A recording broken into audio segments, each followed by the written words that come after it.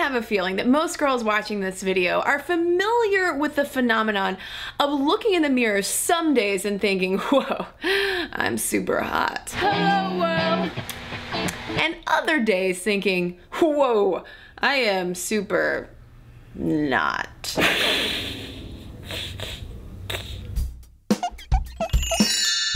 So-called pretty days versus ugly days are essentially the face-centric siblings of fat days versus thin days, because they all exist within this colloquial realm of female body image. They also demonstrate how beauty is as much a feeling as it is a fact. While this rather extreme either-or self-perception is highly subjective, it's also highly common, at least judging by the number of blogs, message board posts, and status updates about it. While men probably experience this to some degree, I have a hunch that it's more common among women, because there's actually some science to back up that our facial attractiveness does in fact change across the month. A 2012 study published in the journal Hormones and Behavior found that when women's levels of progesterone are especially high and our levels of estradiol are especially low, our faces are especially attractive, not only to ourselves,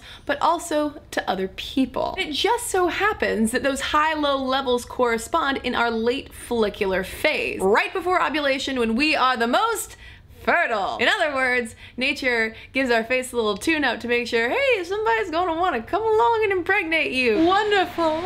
It's also worth remembering how our menstrual cycles influence things like puffiness, blood flow, and acne, or rather, chacne, as I experience. Maybe she's born with it, or maybe I'm just ovulating. But the more important issue to me are these underlying feelings that come along with these prettier and particularly uglier days. Those subjective feelings that come along with looking in the mirror and thinking, there are three important things we can do to not buy into the ugly lies. Recognize and embrace you're not alone in feeling this way. Author Jennifer Trest once surveyed 450 female college students and found that each of them worried that they weren't attractive enough at least once a day. If you don't like what you see, change it up. By approaching beauty as more of an exploratory adventure rather than one single goal we're continually striving for, that takes off a lot of the pressure. This is something that I've heard directly from Stuff Mom Never Told You fans about why they enjoy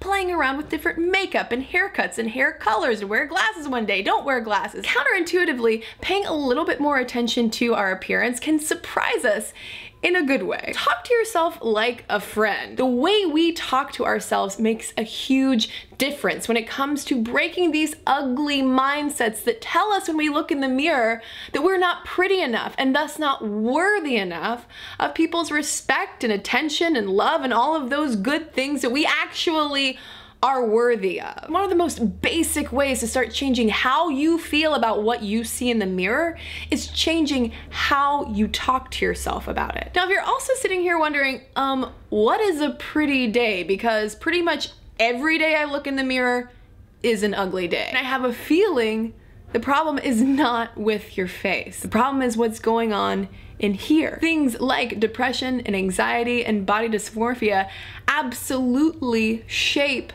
a negative self-perception. If ugly days overshadow your life, then it might be smart to talk to somebody about it. Regardless of what your face actually looks like, the less we can allow it to control us, the more beautiful and free we'll probably feel.